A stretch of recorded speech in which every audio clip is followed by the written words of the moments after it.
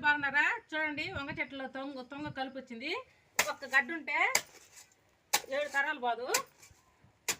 అందుకని కొంచెం లోపలికి వేసుకొని ఇలా గడ్డ వచ్చేటట్టు తీసేసేయాలి.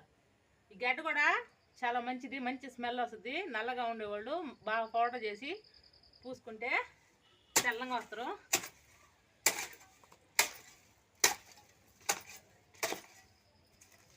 ఇలాగా గడ్డ మొత్తం వచ్చేటట్టు కలుపు తీసుకోవాలి. లేదంటే 7 తరాలు మనల్ని వెంటాడుతూనే ఉంటుంది తొంగ. వంగ చెట్టులో మెయిన్ తెగులు ఇదండి. ఇలాగా కొమ్మ వాడిపోద్ది. వాడిపోయినప్పుడు మనం గిల్లినప్పుడు ఇద్దో పురుగు చూడండి, పురుగు చూడండి. అలా తలకాయలు గిల్లేయాలి. గిల్లేకపోతే వంగ చెట్టు మొత్తం స్పాయిల్ అయిపోద్ది. ఇలా తలకాయలు గిల్లి వంగ చెట్టు పక్కన ఇక్కడ దూరంగా తీసుకొని పోయేసి కాల్చేయాలి. ఓకేనా ఫ్రెండ్స్? ఇటువంటి మంచి మంచి వీడియోస్ మీకు కావాలంటే